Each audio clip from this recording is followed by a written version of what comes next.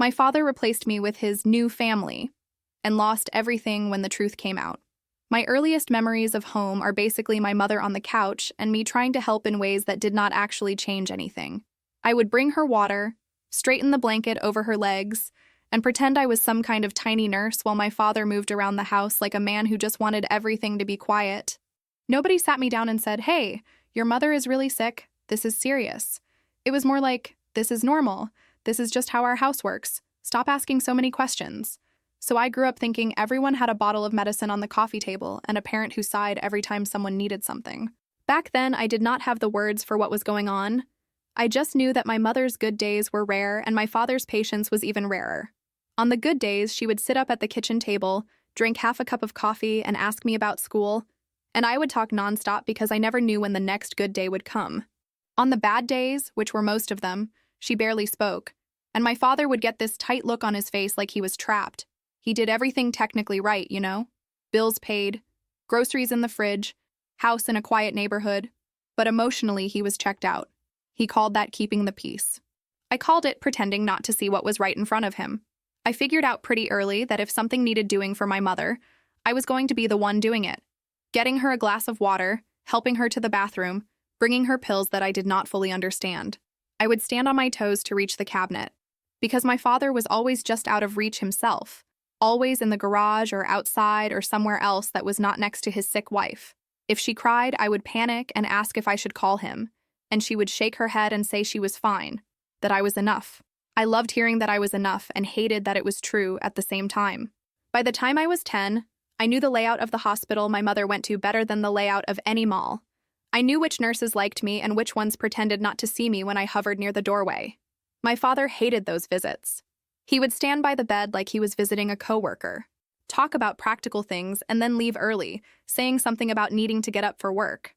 I stayed as long as they let me, because even when my mother was half asleep and barely coherent, she still held my hand like she never wanted to let go. Those were the moments that made sense to me. Everything else felt like a performance. When she died, I was 12, and I remember every single detail of that day in a way that feels ridiculous, like my brain decided to hit record and never hit stop. The call, the ride to the hospital, the smell of disinfectant, the way my father's shoulders dropped in this almost relieved way when the doctor said there was nothing more they could do. I did not scream or collapse or do anything dramatic. I just stared at the wall and tried to understand how the world could keep going when the one person who actually saw me was gone. My father put a hand on my shoulder and said he knew this was hard, but at least she was at peace now. He did not cry. He did not say he missed her. He just said that line, like he had been practicing it. The days after the funeral were a blur of casseroles, people talking in hushed voices, and my father moving through the house like a man who was already halfway onto his next chapter. He threw himself into work, into errands, into anything that kept him from sitting still. Anytime someone tried to talk about my mother, he would say something like, "She would not want us to dwell on the past," and then change the subject. I stopped bringing her up because it was clear that my grief made him uncomfortable. So I grieved alone, in my room, with the few things of hers that were still out in the open. That was when it really hit me that I was not a priority for him. I was another responsibility he had to manage. The anger settled in slowly, like dust. It was not one big fight or one horrible moment. It was 100 tiny things that added up. How he would roll his eyes if I mentioned a memory of my mother. How he would talk about the future, like my mother had never been part of it. How he started going out more, staying later at work, leaving me to eat dinner alone.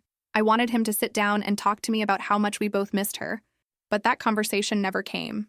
Instead, we slipped into this weird, cold distance where we were technically family, but felt more like roommates who were waiting for the lease to end. I wish I could say that either of us tried to fix it, but we did not. I was 12 and drowning, and he was a grown man who refused to get his feet wet. Every time I thought about bringing up how I felt, I heard his voice in my head calling me dramatic, and I swallowed the words. He told himself he was keeping things calm by not talking about anything painful. I learned that in our house, peace always meant silence, and silence always meant pretending there was nothing to be upset about. 3 months after my mother died, my father came home one evening with that weird, nervous energy he got when he was about to do something he knew I would not like. He knocked on my bedroom door, which was already unusual, and asked me to come to the living room because there was someone he wanted me to meet. My stomach dropped. I was still in sweats. my hair in a messy bun, surrounded by my homework and the little shrine I had basically built to my mother on my desk. I remember wiping my face, even though I had not been crying, and telling myself not to freak out before I even knew what was happening. When I walked into the living room, there she was. A woman sitting on our couch like she belonged there, legs crossed, hands folded on her lap, smiling at me like this was a normal introduction and not my father detonating a bomb in the middle of our house. She looked put together in that way that takes effort. Hair done, clothes coordinated, makeup subtle, but very much present. My father's voice went too bright as he said my name and then introduced her as someone he had been seeing. I stood there and nodded because what else was I supposed to do? Start screaming in front of a stranger? She told me she was so sorry about my mother, that she knew this must be hard, and that she was not trying to replace anyone. People love that line, by the way.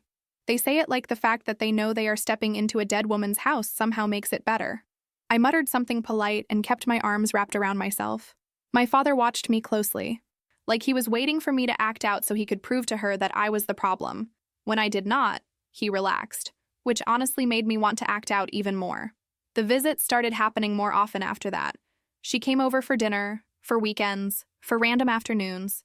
She started learning where things were in the kitchen, where the plates went, which drawer had the silverware.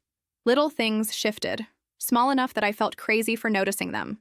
A picture frame moved, a throw pillow replaced, a mug that had been my mother's quietly disappeared from the dish rack. Every time I mentioned any of it, my father would shrug and say I was reading into things. He said I was too sensitive, that I was making things harder than they needed to be. 2 months later, she moved in. No long family discussion, no serious talk. I came home from school one day and her boxes were stacked in the hallway, labeled with her handwriting. My father announced it at dinner like he was telling me we were trying a new brand of cereal. He said it made sense, that there was no point in keeping 2 places when they were spending so much time together anyway. I stared at my plate, my mind buzzing, and asked what was happening with my mother's things. He said we would figure it out. By we, he meant her. Watching her walk into my mother's bedroom with empty boxes under her arm felt like being erased in slow motion. She started taking my mother's clothes out of the closet, folding them mechanically, like she was packing up a stranger's life. I stood in the doorway for as long as I could until my chest hurt. When I finally asked if we could maybe leave some things where they were a little longer, she gave me this patient smile and said it would be good for me to move on. My father backed her up. He said keeping everything the same would just keep us stuck in the past.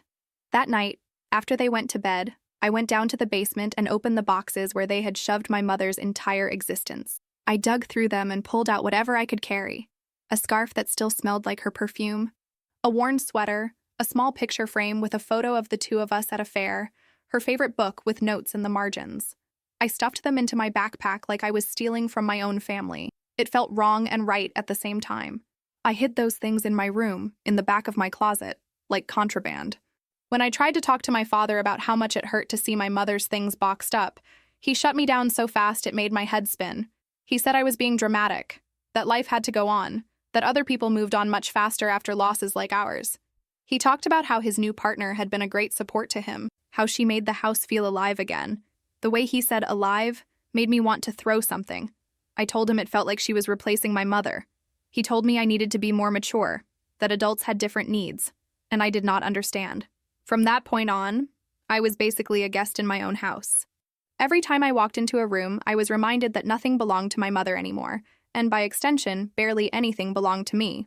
A family friend tried to step in once. She pulled my father aside at a gathering and told him maybe he was moving too fast, that maybe he needed to slow down for my sake.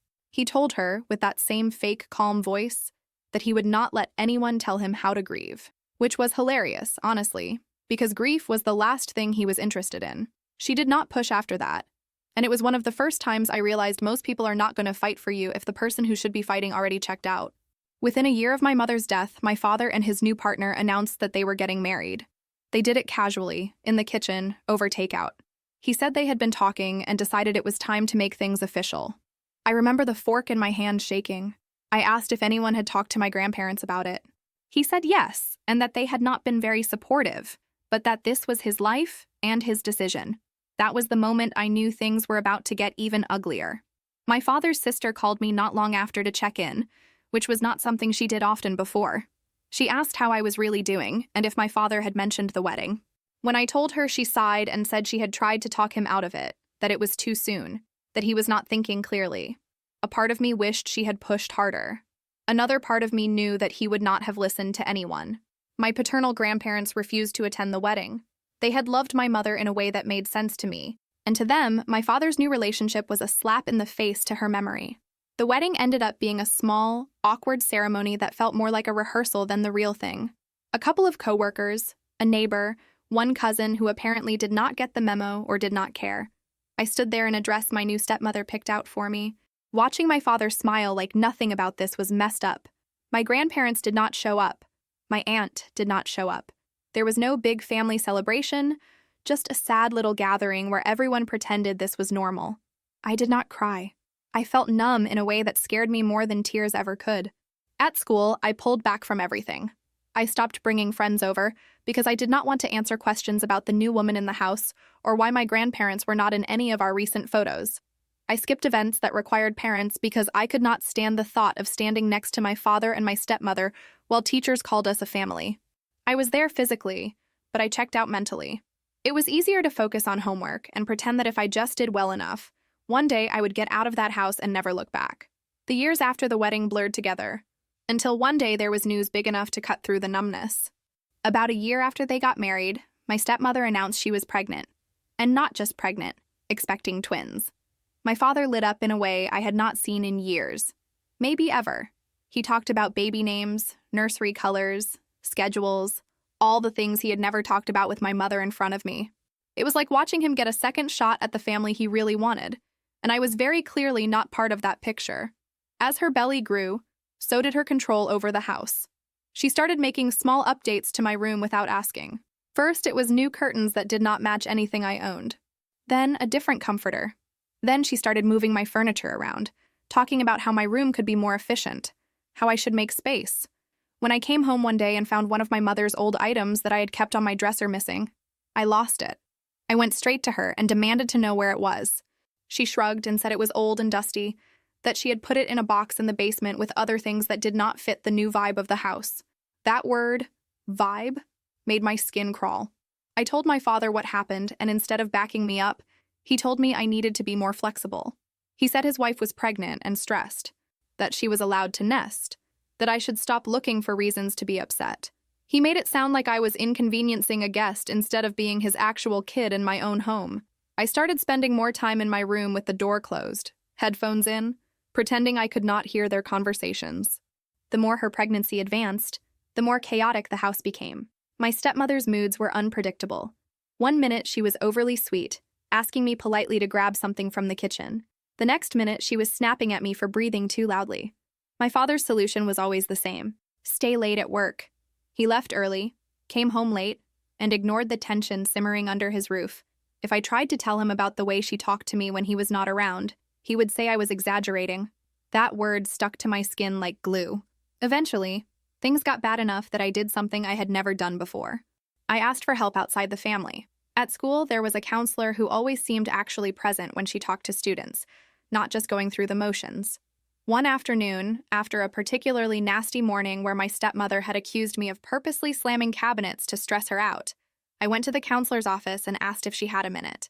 I ended up staying for almost an hour, telling her everything about my mother, my father, the new wife, the boxes in the basement, the way I felt like I was being slowly pushed out of my own life. She listened without interrupting, and when I finally ran out of words, she said something that stuck with me. She said, "What you are living is not normal, and it is not your fault." It sounds simple, but it hit me hard because nobody in my house had ever put it that clearly. She did not try to fix it in one session, did not tell me to confront anyone or run away. She just validated that what I felt made sense. For the first time in a long time, I felt less crazy. After that, I started paying more attention to the pattern. I realized my stepmother was not just moody or stressed. She was intentionally making the house uncomfortable for me, changing my room, criticizing everything I did, acting like I was invading her space when I walked through the kitchen. I am not stupid. It did not take long to figure out that she wanted me gone. Not in the dramatic movie way, just in the slow, calculated way where one day I would pack a bag and leave on my own so she could say it had been my choice. So I made a decision. I was not going to give her that satisfaction. If she wanted me out, she was going to have to say it out loud. I told myself I would stay until she or my father explicitly told me to leave. It was petty and stubborn, But honestly, at that point, petty and stubborn were the only things I had left that belonged to me. The breaking point came over dinner, which feels fitting because so many of our worst moments happened at that table. The twins were a few months old by then, full of noise and demands. My stepmother was bouncing one baby on her lap while the other fussed in a high chair. My father was trying to eat quickly between grabbing bottles and napkins. I was quietly cutting my food, trying to make myself invisible. Out of nowhere, my stepmother put down her fork, looked straight at me, and said, "This cannot keep going like this."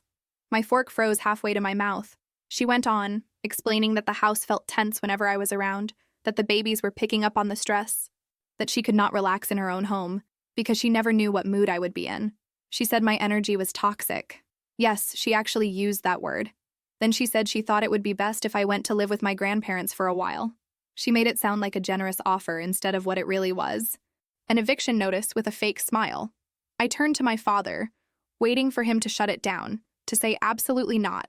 This is my daughter, and this is her home. Instead, he cleared his throat and said he had been thinking the same thing. He tried to soften it with phrases like, maybe a fresh start would be good for everyone. And, it is not that we do not want you here. But the message was clear. He wanted a do-over, a new family without the complication of a teenage daughter who remembered too much. I pointed out that the house was big enough for all of us, that I was not asking for much, just space that actually felt like mine and basic respect. He did not respond. He stared at his plate. My stepmother smirked, just slightly. In that moment, something inside me cracked. I realized I had been holding on to this tiny fantasy that he would wake up and fight for me, and he was not going to. Not now. Not ever. The next morning, I called my grandfather from the school parking lot. I told him everything, including the part where my father had sat there, and let his wife tell me to leave. My grandfather went quiet for a long second, and I could hear him breathing. Then he said, in that low, controlled voice he saved for serious things, that I should not do anything rash just yet, but that he had heard enough to know this was not a safe place for me anymore. He asked me to give him a little time to figure out the logistics. I agreed. Inside, though, I had already made my own decision. If they pushed me out, I was gone for good.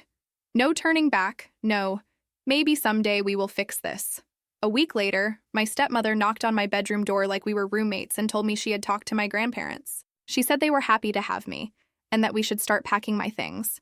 She sounded almost pleased with herself, like she had just closed a difficult work deal. What she did not know was that my grandfather had already called me the night before. He also told me later that he had already been talking to a lawyer for weeks before that, getting everything ready in case things blew up because he could see where this was heading. He told me exactly what he had said to my father on the phone. According to him, he had not sugarcoated anything. He had told my father that by choosing his new wife's comfort over his own daughter's place in the home, he was throwing me away. He had said that once I left, he should not expect to call and ask for forgiveness later, because he was making his choice in full awareness of what it meant. Apparently, my father cried during that call. My grandfather told me that not like it was a sign of hope, but like it was a sad little detail that did not change anything. You can cry all you want while you are pushing someone out the door. The tears do not magically open the door back up. The next day, my grandparents came to pick me up. My grandmother hugged me for so long I thought I might actually collapse, just from the shock of being held like that. My grandfather walked into the house with this calm, cold determination that made even my stepmother step back for a second. My father had already signed the paperwork, giving my grandparents temporary guardianship, which felt like he had signed over ownership of a piece of furniture, not his kid. Before we loaded the car, I went to my room one last time. I opened the closet and pulled out the things of my mother's that I had hidden over the years, packing them carefully into my suitcase. When I turned around, my father was standing in the doorway. For a second, I thought maybe this was it. This was the part where he would fight for me or at least apologize. Instead, he looked at the items in my hands and said, "You do not need to take all that old stuff. It is just clutter." I stared at him, stunned. Those were the last pieces of my mother I had, and he called them clutter. I told him flatly that they were mine, that they were coming with me. He rolled his eyes and stepped aside. No hug, no I love you, no I am sorry. Just a man moving out of the way so we could finish packing. On my way down the hall, my stepmother grabbed my arm. Her nails dug into my skin as she leaned close and said, "Enjoy being the favorite granddaughter while it lasts. You do not deserve it, and one day they will see that." Her breath was hot, and it took everything in me not to yank my arm back and start a screaming match. Instead, I looked at her and said, The difference between them and you is that they have already seen who I am and decided I am worth loving. Then I walked away. My voice shook, but I meant every word. I got into my grandparents' car without looking back at the house. I knew that if I did, I might hesitate, and I was done hesitating. On the drive to their place, my phone buzzed with calls and messages from my father's number. I watched the screen light up over and over and refused to answer. By the time we pulled into my grandparents' driveway, I had already decided that if he wanted to talk to me, he was going to have to put in a lot more effort than a few panicked calls on move-out day. Life with my grandparents was like stepping into a different world, one where the air felt lighter and people actually meant what they said. They hugged me every day for no particular reason. They asked how I was sleeping, what I wanted for dinner, how school was going, and they actually listened to the answers. They put my name on the mailbox and told the neighbors I was their granddaughter who had come to live with them, not a guest, not a temporary project. I unpacked my suitcase and put my mother's things on a shelf in my new room without anyone telling me they ruined the vibe. They handled all the practical stuff like it was no big deal. They took me to enroll at a school closer to their house, filed the necessary forms, and put me on their health insurance. My father did not fight any of it. For a week, he called every day. I let the phone ring. My grandmother would look at the caller ID, look at me, and say, "You do not owe him anything right now." After about 7 days, the calls stopped. That told me everything I needed to know about how hard he was really willing to try. A year later, when my grandparents added me to their phone plan, I blocked his number. It felt dramatic and final, and for once I did not care if anyone thought I was overreacting. Someone in the extended family tried to deliver a letter from him a while after that. I recognized his handwriting on the envelope and handed it back without opening it. If he wanted to talk, he could go through my grandparents and ask for permission like everyone else had to when it came to me. Funny how he never did. Time moved on. I finished high school, applied to community college, and stayed in the same city on purpose because leaving my grandparents was the one thing I knew I did not want to do. I worked part-time at a coffee shop, and later at a front desk in a small clinic, paying my share of the bills even though my grandparents told me I did not have to. It made me feel less like I was taking advantage of them and more like I was contributing to the home that had actually felt like home from day one. By the time I turned 25, I thought my father drama was mostly behind me. We had fallen into this unspoken arrangement where he existed in some parallel version of our family tree that I did not have to interact with. I knew he was still married. I heard things here and there about the twins through relatives who did not know how to filter their updates. I tried not to think about it too much. Then my grandparents called me into the living room one evening and said we needed to talk about something serious. My grandfather started with a question that immediately made my stomach clench. He asked what I knew about my father's finances. Not much, obviously. I said I assumed he was fine, because he had always acted like he was doing more than fine. My grandfather nodded slowly, and then told me that my aunt, my father's sister, had dug into some things after a weird conversation she had with him. She had found out that my stepmother had been controlling their money from the start. Not in the normal way couples manage bills together, but in the shady way where accounts get opened in one person's name without their full consent. There were loans my father did not seem fully aware of, credit cards he had supposedly forgotten they applied for, investments he could not explain when asked.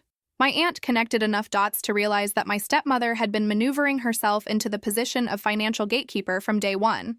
My father was technically an adult signing the papers, so he was still responsible, but the pattern was clear. She had slowly cut him off from having real control over his own money. Hearing all of that did this weird thing inside me. On one hand, it explained a lot. It explained why he never fought harder for anything, why he always acted like he could not afford consequences, why he let her make big choices about the house without pushing back. On the other hand, it did not fix anything for me. Knowing he was also being manipulated did not erase the fact that he had stood by and watched me be pushed out. You can be a victim and still be the person who hurt someone else. Both can be true. My grandfather went on to tell me that after learning all this, he had decided to update his will. He said it as casually as he could, but his hands shook slightly when he passed me a copy of the document. He and my grandmother had decided that my father would no longer be included as a beneficiary. Neither would the twins. The estate, which was not some billionaire-level thing but still more than most people had, would go to me and to my aunt. My name was on there as the only grandchild. When I looked up, my grandfather's eyes were wet. He told me he wanted to make sure that if anything happened to them, I would be okay. Not just alive and scraping by okay, but actually okay. I did not know what to say. I had never been in the position of being prioritized like that, at least not by an adult with any real power. I thanked them, obviously, but it still felt surreal. My grandmother reached over, squeezed my knee, and said, "We are just putting on paper what has been true in our hearts for a long time." Cheesy, but in that moment, it was exactly what I needed. Making the will official had ripple effects, of course. My aunt believed my father's wife would find out eventually, and she was right. It did not take long. A few weeks later, I opened my email and saw a message from a name I never expected to see in my inbox. My stepmother. The subject line was my name. My full name, which already felt like a bad sign. The email was long, bitter, and absolutely full of projection. She accused me of manipulating my grandparents, of turning them against their own son, of scheming to get their money.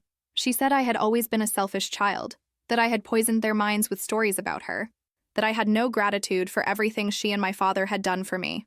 She hinted at legal steps she would take to correct what she called this injustice. Seeing those words on the screen made my chest tighten, not because I believed her, but because the tone was so familiar. It was the same voice she had used in our house when she accused me of creating tension. I showed the email to my grandparents. My grandmother's face turned red, and my grandfather's jaw clenched. He told me this was exactly why he had made his decision about the will. He said it had nothing to do with me begging or plotting, and everything to do with him seeing clearly who had been there for him and who had not. He also told me not to respond to her. He said, "She wants a fight. Do not give her one." I listened. I archived the email and blocked her address. For a few days, I felt shaky, like she might appear at the door at any moment. Turned out, I was not entirely wrong about that feeling. Not long after, there was a knock at my grandparents' front door in the middle of a Saturday afternoon. My grandmother looked through the window and her eyes went wide. She whispered, "They are here." I did not even have to ask who. I could hear my stepmother's voice before the door fully opened, loud and insistent, with my father's lower, more apologetic tone underneath it, and the chaotic noise of kids who clearly had not been taught what an indoor voice was. They walked into the house like they owned the place. My stepmother marched ahead, the twins trailing behind her, touching everything. My father hovered near the entrance, awkward and tense, like he already knew this was a bad idea but was too far in to back out. I stayed in the doorway between the hall and the living room, half hidden, because I wanted to see how they would act when they thought I was not fully in the conversation yet. My stepmother got straight to the point. She accused my grandparents of letting me turn them against their own son. She pointed at me and said I was manipulating them with my sad little stories. She complained about the will being changed, about how unfair it was that the twins were being punished for something they had nothing to do with. My grandfather let her talk for a while. Then he raised his hand, and to my shock, she actually went quiet. He spoke slowly, but every word landed. He told her that nobody had turned him against his son. He had simply watched what happened, weighed everyone's actions over the years, and made his own choice. He said that if my father had wanted to be the kind of man who stayed in the will, he could have made different choices a long time ago. He told her that her behavior that day, storming in and making demands, was exactly why she was not going to be rewarded with anything of his. Then he turned to my father. This part hurt more than anything my stepmother said. My grandfather looked at his own son and told him he was ashamed, not just of that day, but of the pattern, of watching him let a child be pushed out of her home, of seeing him choose avoidance over responsibility again and again. He said he had never expected his son to be perfect, but he had expected him to at least show up for his kid. Hearing that, seeing my father's face crumple, almost made me feel sorry for him. Almost. The twins, bored and restless, knocked over a picture frame during all this and started whining about being hungry. My stepmother snapped at them to be quiet. My father made some faint attempt at corralling them before giving up. The whole scene was a disaster. Eventually, my grandfather asked them to leave, not politely. He told them they were not welcome in his house if they could not respect his decisions. My stepmother sputtered and threatened again to get lawyers involved. My grandfather shrugged and said she could do whatever she wanted. It would not change the fact that his money was his to give, and he had already given his answer. After they left, the house felt weirdly still. My grandmother sat down heavily on the couch, like someone had taken all the air out of her. My grandfather went outside for a while. I stood in the middle of the living room and realized my hands were shaking. For years, I had been the one standing alone in someone else's house while adults decided my fate. This time, I was in the house where the adults were on my side. That shift was bigger than any inheritance document. I wish I could say that was the last time my father tried to rewrite history, But of course it was not. A few weeks later, I got another email, this time from a different address. It was my father. The subject line was, "Can we talk?" The body of the email was long and carefully crafted. He did not apologize outright. Instead, he described himself as a man caught between two women, trying his best, always wanting peace. He accused me of telling a one-sided story.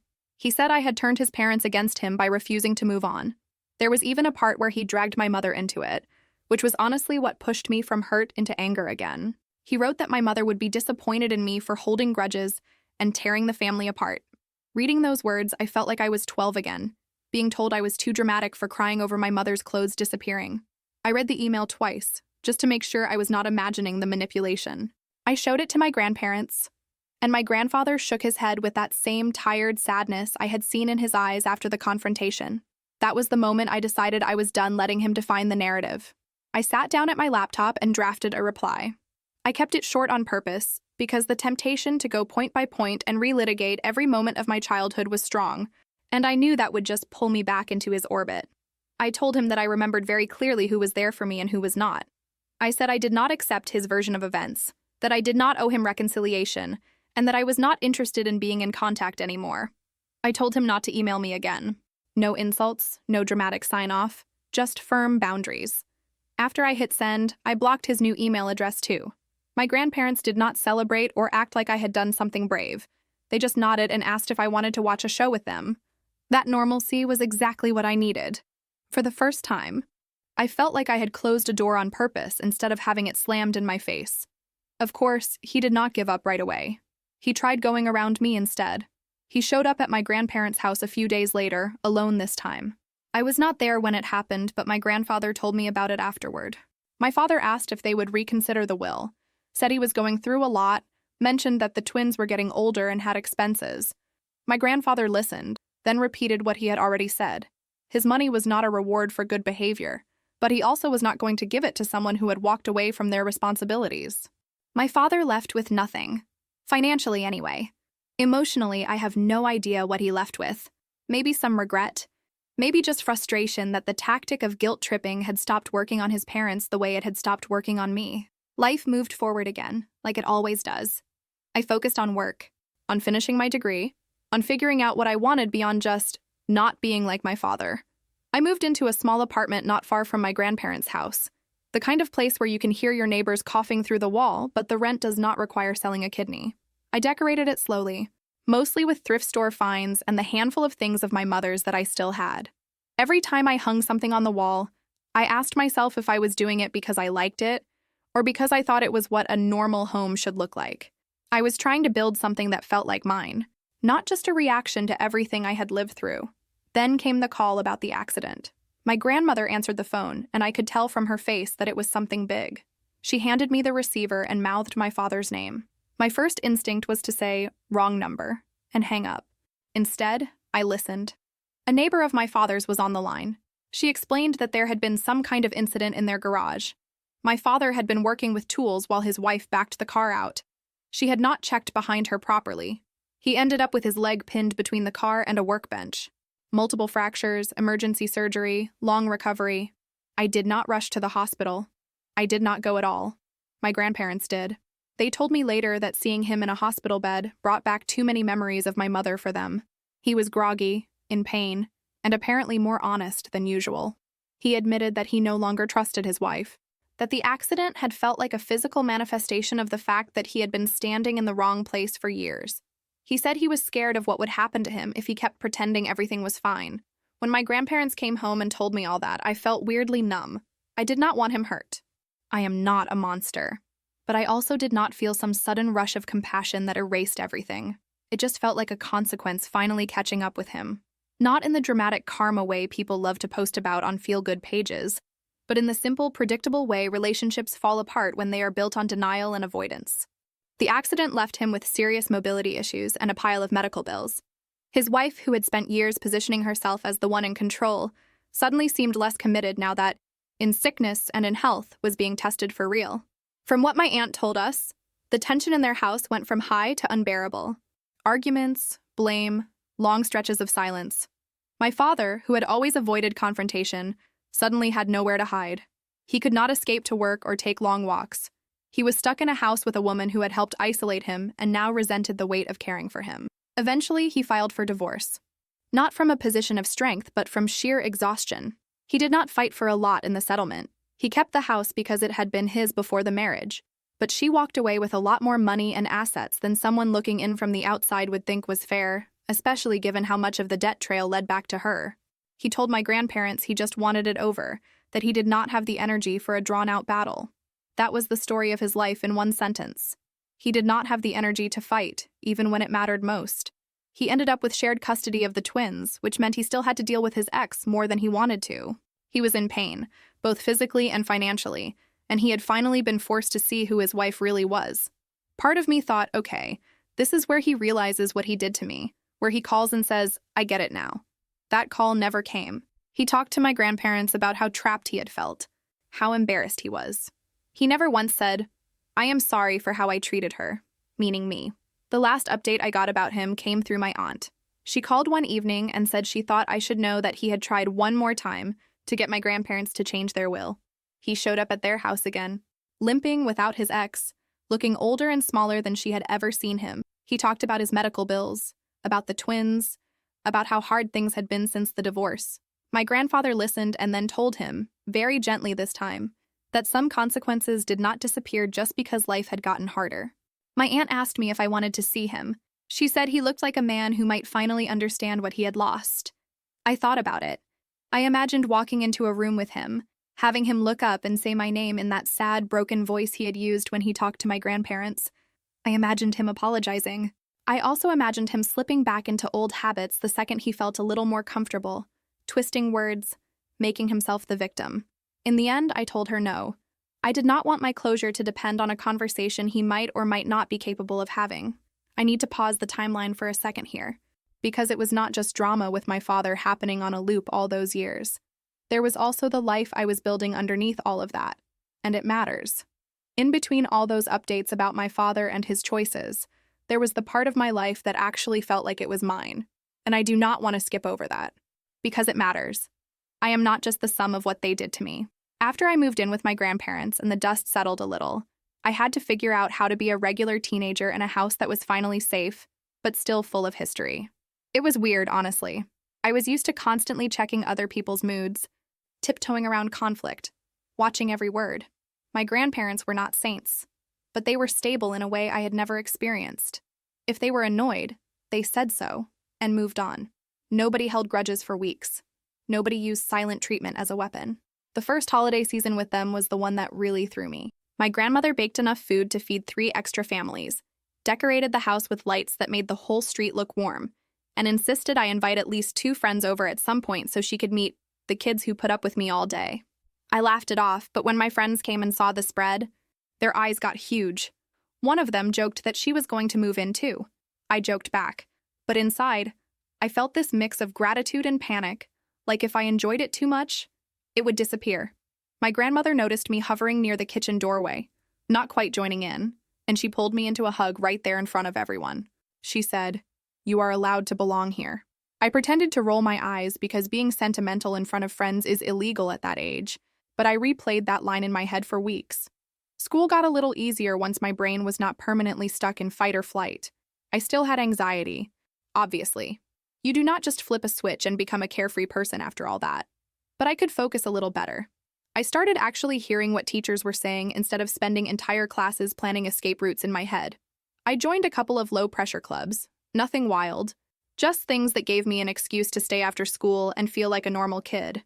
My grandparents showed up for parent nights without complaining, sat in those tiny chairs, listened to teachers talk about my grades, and then took me out for ice cream from a neighborhood place afterward like it was the most natural thing in the world. At some point, my grandmother suggested therapy. She did it gently, not like, "You are broken, go get fixed," but more like, "You have been carrying a lot for a long time. Maybe it would help to set some of it down with someone who knows how to hold it." I resisted at first because I had spent years telling myself my situation was not bad enough to deserve that kind of help. There are people with horror stories that sound way worse on paper, right? Who was I to take up space in a therapist's office with my dramatic little family saga? Yes, that is how deep my father's favorite word got into my brain. Eventually, I gave in and went. The therapist's office was small and warm, with plants that were very much alive, which honestly felt like a good sign. I sat on the edge of the couch at the first session and told her I did not really know where to start. She smiled like she heard that line from every new client and told me to pick one memory that still felt loud in my head. I picked the dinner where my stepmother told me I should leave. By the time I finished talking, I was shaking and angry and embarrassed, because part of me still wondered if I had overreacted. She did not say, "That is the worst thing I have ever heard," or, "Wow, your parents are monsters." She said, "No child should be asked to leave their home so the adults can feel more comfortable." It was simple and direct, and it cut through a lot of noise. Therapy did not magically fix anything, but it gave me language for things I had been trying to explain to myself for years. Words like parentification, for how I had been turned into a mini caregiver for my mother. Words like enmeshment and avoidance and gaslighting, which I had joked about before without really understanding how deeply they applied. It also gave me permission to feel more than one thing at once. I could be angry at my father and still remember that he used to make pancakes on Saturday mornings. I could miss my mother and still feel relieved that she was not stuck in that marriage anymore. It did not have to be either or. By the time I was finishing community college, my life looked, from the outside, pretty ordinary. I worked at the clinic during the day, went to classes in the evening, and crashed on my grandparents' couch more often than I probably should have, given that I technically had my own room like an actual adult. I had a couple of close friends who knew the rough outline of my history, and one who knew pretty much everything. We would sit in my car in the parking lot after late classes, talking about our families with that mix of exhaustion and humor you only hear from people who are trying to heal while still living on a budget. Romantic relationships were a whole separate challenge. Surprise, surprise, it turns out that growing up with adults who either ignored conflict or weaponized it does not exactly prepare you for healthy dating. I picked a few people who were emotionally unavailable in new and creative ways, because that felt familiar. If someone was steady and kind, I found reasons to be suspicious. If someone was inconsistent, my nervous system lit up like a holiday display. At least I recognized the pattern eventually, which is more than I can say for my father. Every time I told my therapist about some new romantic disaster, she would give me that look and ask what part of the dynamic felt familiar. She was almost always right. There was one relationship in particular that forced me to really look at my patterns. He was sweet, patient, funny in a quiet way. He listened when I talked and remembered details I did not even remember telling him. Whenever we disagreed, he did not shut down or blow up. He actually wanted to work through it. It stressed me out so much that I almost walked away 3 separate times. At one point, he said, "You act like I am about to kick you out if you annoy me for 5 minutes." I laughed it off in the moment, but later, alone, I had to admit he had hit on something I had never said out loud. Deep down, I still believed love was conditional and temporary, something that could be revoked if I took up too much space. We did not end up together forever, by the way, in case you were hoping for that kind of bow on this part of the story. Life pulled us in different directions, and we broke up in a way that was bittersweet, but not dramatic. Still, that relationship mattered because it gave me proof that conflict did not have to mean someone was about to throw my stuff in a box and tell me to leave. That sounds simple when you say it, but when you grew up living the opposite, it is like learning gravity works differently than you thought. Meanwhile, my grandparents were getting older. That was its own kind of grief creeping up on me. I started noticing little things, like my grandfather needing more time to get up from the couch, or my grandmother forgetting where she put her keys more often. Nothing catastrophic. Just the slow, steady march of time. We started having conversations about the future that made all of us uncomfortable. They insisted that I look at the will not as a countdown, but as a safety net. I insisted that they stop driving at night. We compromised somewhere in the middle, like functional people do. When I finally moved into my own place, they were more emotional about it than I was. My grandmother cried in my tiny kitchen while helping me unpack dishes, talking about how proud my mother would have been to see me standing on my own feet. My grandfather pretended not to be emotional, but he checked every window lock twice and asked about the fire escape like he was conducting a building inspection. I rolled my eyes and made jokes. But the truth is, having someone worry about whether I had working smoke detectors felt like a luxury. It was around that time that my father tried a new route to reach me that did not go through phones or emails. Someone sent me a friend request on a social media app under a name I did not recognize, but the profile had a picture of his house, which was subtle in the way a brick through a window is subtle. I stared at the screen for a long time, my thumb hovering over the accept button. Part of me was curious. What would he send if I let that door crack open? Pictures of the twins? Long messages about how misunderstood he was? Another version of the story where I was the villain. In the end, I hit decline and blocked the account. If he wanted to talk, he could do it like an adult, not through fake profiles and backdoor channels. I know some people reading this are probably thinking, but what if he really has changed now? I ask myself that sometimes too, usually late at night when my brain decides to run the greatest hits of every hard conversation I have ever had. Maybe he has changed. Pain can do that. Losing his marriage, his health, and his financial safety net could have cracked something open in him. I do not root against that. I would genuinely rather he become a better person for his own sake and for the sake of the twins. I just do not believe that his potential growth obligates me to walk back into a dynamic that almost erased me. There is this pressure, especially in families, to make pain worth something by turning it into reconciliation. People love a redemption arc. They want the daughter at the hospital bedside, holding the father's hand while he apologizes and everyone cries, and then they all go out for lunch afterward. That is a nice story. It just is not mine. My version looks more like getting a text from my aunt about his latest medical update, sending a polite, "Thanks for letting me know," and then going back to my life. It looks like dropping off groceries at my grandparents', helping my grandmother with her tablet, and then going home to my small apartment that does not smell like denial and resentment. I am not saying I will never rethink any of this. I am not psychic. I do not know who I will be in 10 years, or how I will feel about any of this when my grandparents are gone and the family tree feels even emptier. What I do know is that right now, the boundaries I have put in place are what keep me functioning. They are the reason I can go to work without spiraling every time an older man raises his voice. They are the reason I can walk into my own kitchen and know that nobody is about to tell me I take up too much space in it.